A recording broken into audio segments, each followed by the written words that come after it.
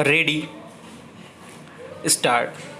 पिछले साल 14 फरवरी को जब जम्मू कश्मीर के पुलवामा में एक बड़े आतंकी हमले में सीआरपीएफ के 40 जवान शहीद हो गए थे, तभी से भारत इसमें पाकिस्तान स्थित आतंकवादी संगठनों का हाथ बताता रहा है।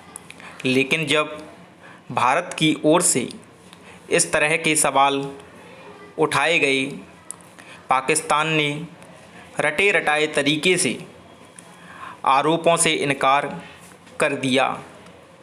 अब करीब 1.5 साल बाद एनआईए यानी राष्ट्रीय जांच एजेंसी ने पुलवामा हमले के मामले में जो 1350 पन्नों का आरोप पत्र दाखिल किया है, उससे साफ है कि उस घटना में पाकिस्तान की खुफिया एजेंसी आईएसआई और वहां स्थित आतंकी संगठन किस रूप में शामिल थे।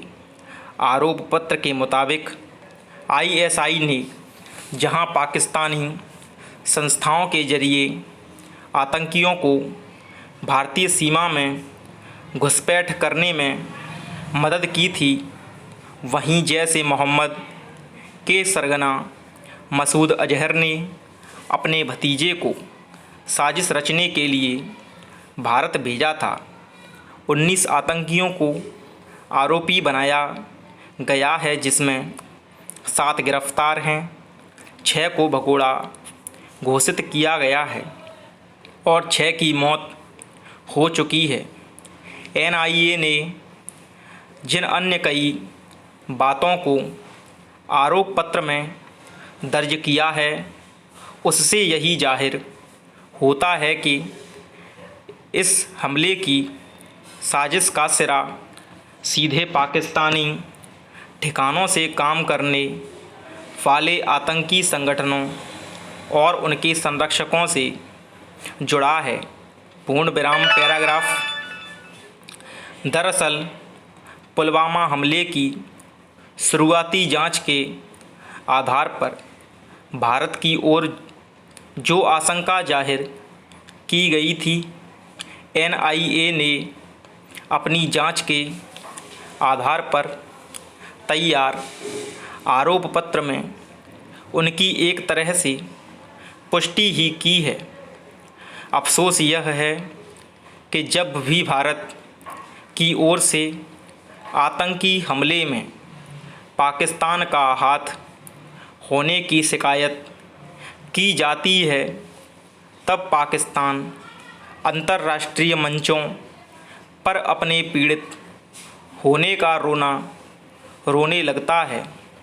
मगर जब उन्हीं मामलों की जांच के निष्कर्ष सामने आते हैं, तो उनमें पाकिस्तान का हाथ होने के पुख्ता सबूत पाए जाते हैं। भारत ने पुलवामा हमले में शुरू से ही जैश-ए मोहम्मद के सरगना मसूद अजहर का हाथ बताया था।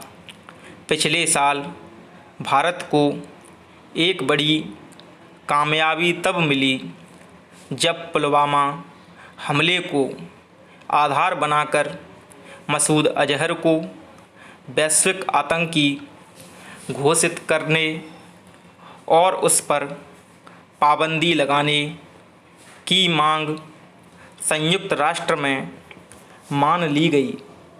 विडंबना यह है कि संयुक्त राष्ट्र के इस रुख के बावजूद पाकिस्तान के रवैये में कोई बड़ा फ़र्क नहीं आया और उसने मसूद अजहर पर कोई प्रभावी लगाम नहीं लगाया।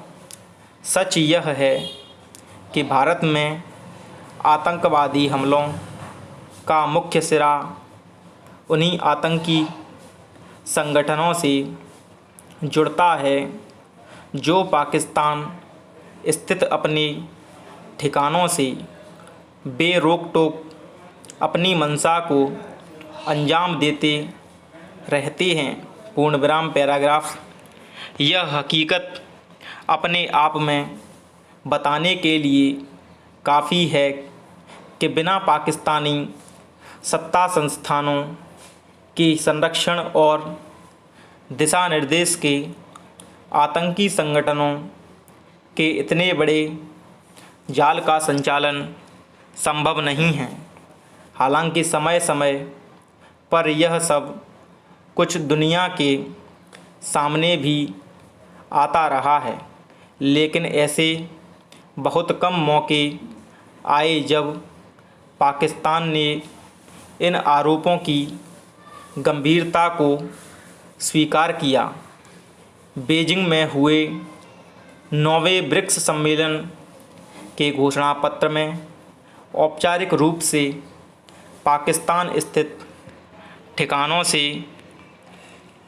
आतंकी गतिविधियां संचालित करने का मुद्दा शामिल किया गया था।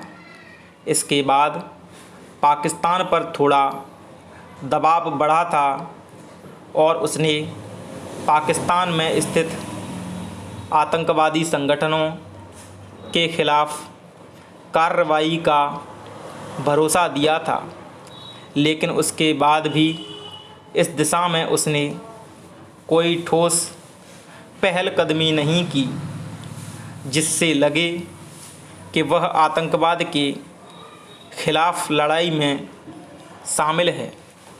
यह ध्यान रखने की ज़रूरत है कि आतंकवाद एक ऐसी आग है जो भड़कने के बाद किसी दायरे में बंधा नहीं रहता और जिसे भड़काने वाला खुद भी बहुत दिनों तक उससे बचा नहीं रह पाता है।